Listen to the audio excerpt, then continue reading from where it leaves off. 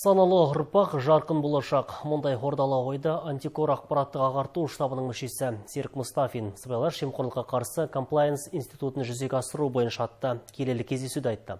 Сұхбат барысында Абай Құнанбаев атындағы Саран жоғары гуманитарлық техникалық колледждің студенттері саясаттануштан толғандырған сұрақтарына салмақты жауап алды.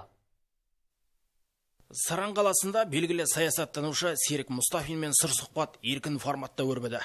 Өйткені ол көкірегінде көзі ұққан қайтар сөзі бар азамат. Антикор ақпараттық ағарту штабының мүшесі жастарға квази мемлекеттік сектордың аспектілерін ара жігін ашып түсіндірді. Келелі кездесуде саясаттанушы білімі ұшан теңіз саналы ұрпақ жарқын болашақ кепіл екенінде бас айтты.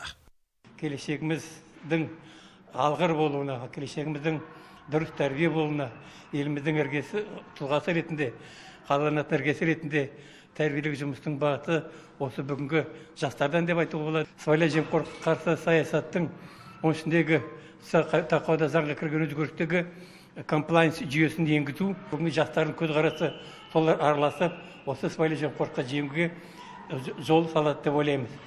Шарада сөз ұстаған спикер жеңішінен жалғасқан жемқорлық деген індеттің алдын алу жолдарын студенттердің түйсігіне жетелеп жеткізді. Дегенмен бармақ басылық, көз қысылық әрекетке қарсы мәдениетті қоғамда ғана емес, оқу ордаларында қалыптастыру қажет деді ол. Өз кезегінде Серік Қамзеұлы тұғырлы тәуелсіздіктің 30 жылдағы теңдес жетістіктер мен патриоттық тәрбие тақырыбында да кеңінен көсілді.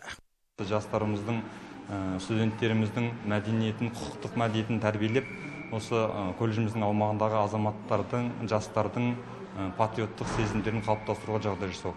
Ашық пікір алаңына айналған келелі кездесу ойлары анық, сөздері нық жастардың санасына сәуле ұялатты. Осы күні Абай Құнанбаев атындағы Саран жоғары гуманитарлық техникалық колледждің студенттері саясаттанушының көкейлерінде көксеген сауалдарына нақты жауап алды. Шара арқылы рухани байып жатырмыз. Жемқорлыққа қарсы күресті нығайтуымыз керек екендігін ұғындыруда. Осындай кездесулер алдағы уақытта көп болып отырса екен дейміз. Мұндай басқосулар дәстүрлі түрде жалғасын табады. Танымдық шара ел тәуелсіздігінің 30 жылдық аясында Саналы ұрпақ клубының бастамасымен ұйымдастырылды. Жанбота Рахметуллаұлы, Олжас Арыстанұлы, Аман Аманжолұлы, Сарыарқа телеарнасынан арнайы Саран қаласынан.